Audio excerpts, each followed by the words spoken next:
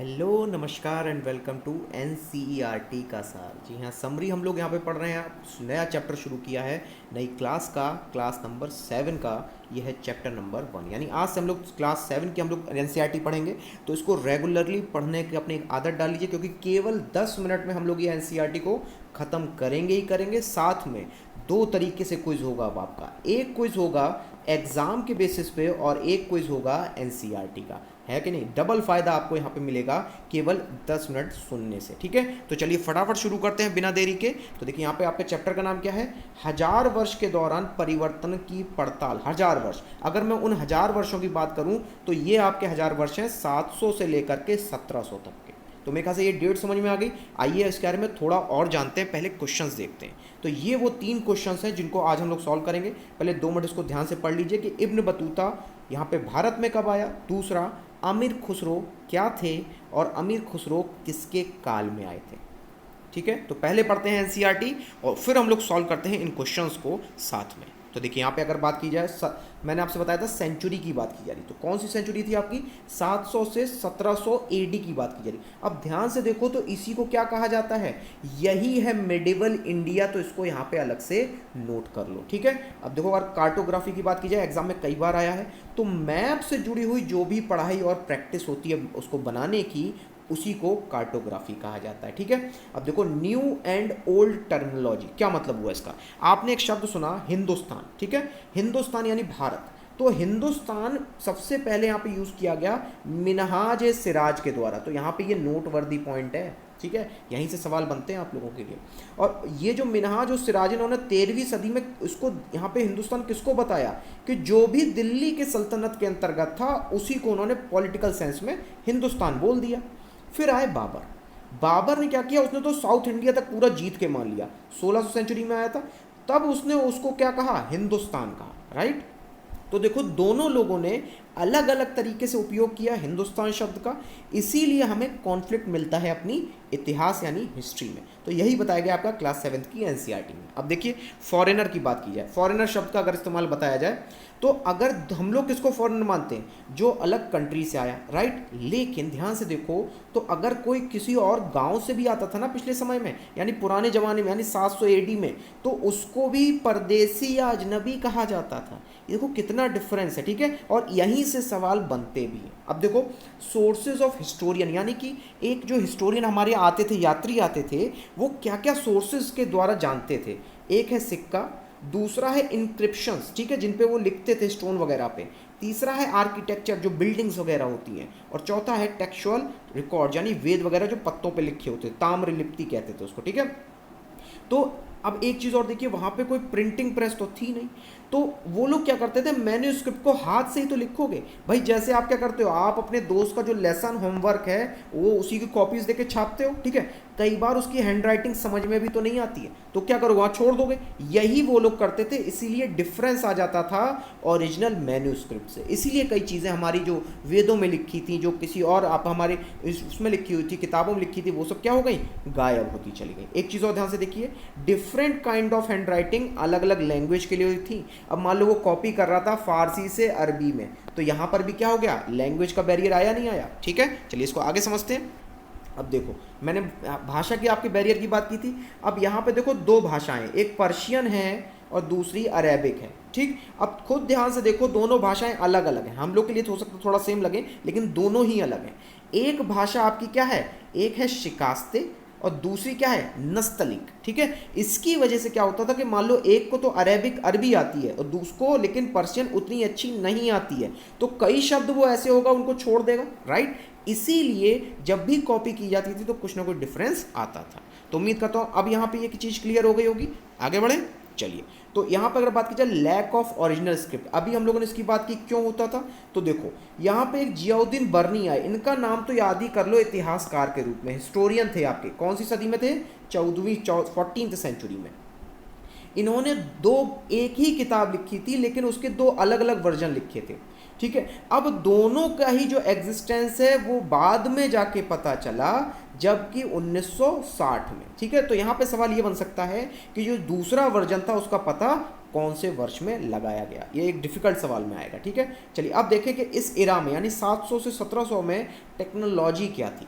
तो Persian wheel आया था यहाँ पे सिंचाई के लिए, दूसरा स्पिनिंग व्हील आया था बुनाई के लिए, और यहाँ पे आपके कॉम्बैट के लिए फायर आर्म यानी बंदूकें भी आ चुकी थी। जी हाँ, 700 से 1700 बीच के ये सारी चीज़ें आ गई थी, तो इसको तुरंत यहाँ पे आप नोट कर लो, ठीक है। अब देखिए क्रॉप यानी फसलों की बात की जाए तो उस समय क्रॉप कौन कौन सी थी? यहाँ पे आलू था, यहाँ पे मक्का था, मिर्च, चाय और कॉफ़ी थी। ये सब के सब विदेशी लोगों के द्वारा लाए गए थे, तो इसको नोट कर लिए कि विदेशी के लोगों के द्वारा 700 से 1700 के समय में कौन सी फसलें थी। अब देखो लोगों की बात करते हैं, तो देखो अधिकतर जो कहानियाँ सुनी हैं वो राजपूत के बारे में आपने सुनी है, जैसे जोधा अकबर हो गई, राइट, या फिर आपने राजाओं के बारे में सुनी है, जैसे अकबर हो गया।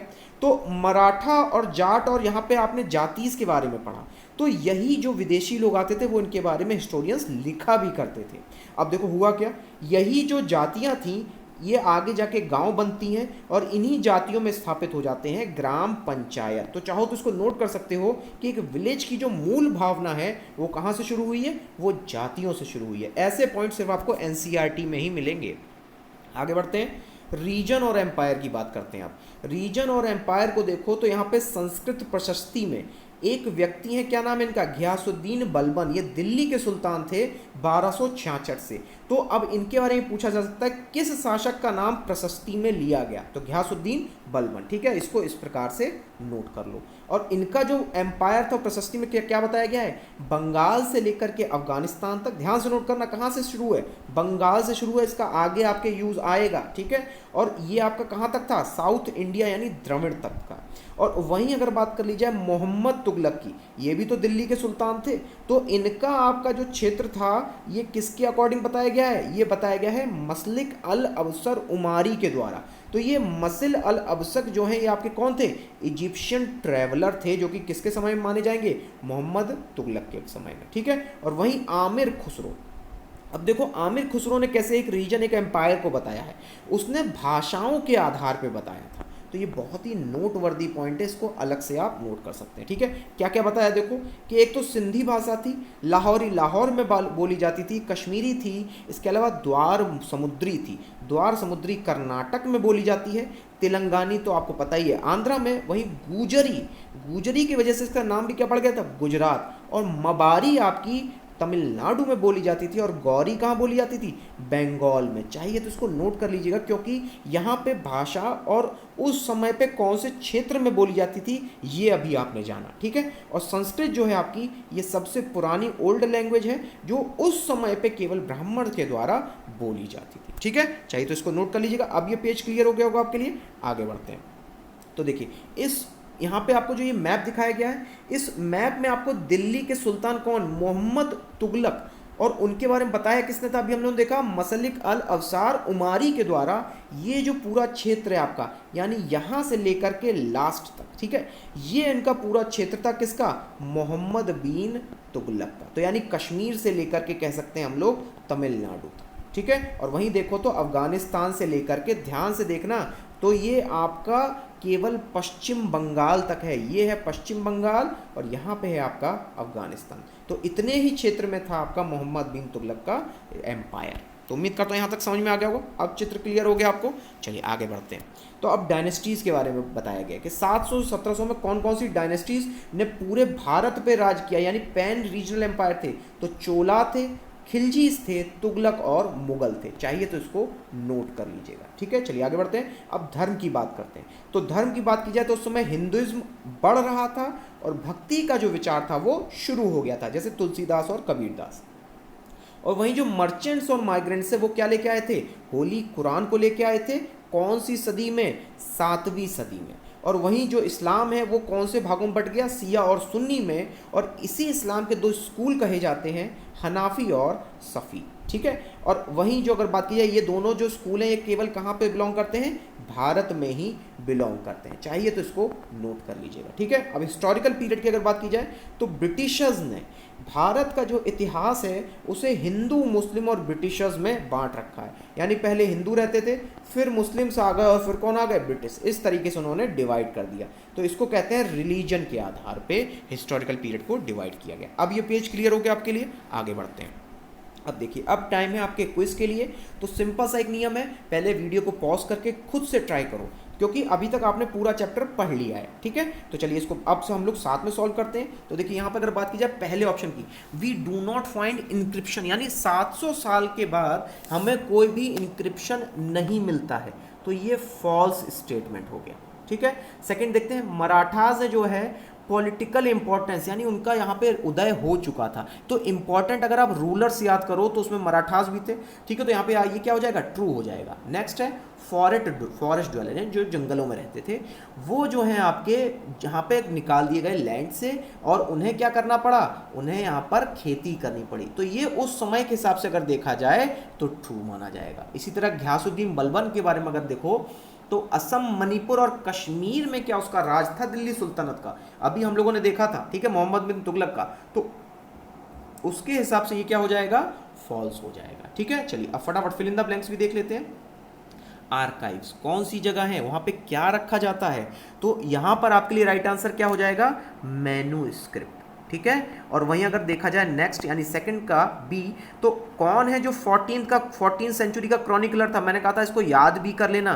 तो यहां हो जाएगा आपका आंसर जियाउद्दीन बर्नी। ये बहुत इंपॉर्टेंट हिस्टोरिकन है, ठीक है। और क्या क्या कौन कौन सी नई क्रॉप लाई गई थी, तो अब जरा एक एक करके उसके नाम देख लो, क्योंकि ये एग्जाम में पूछा ही जाता है, ठीक है।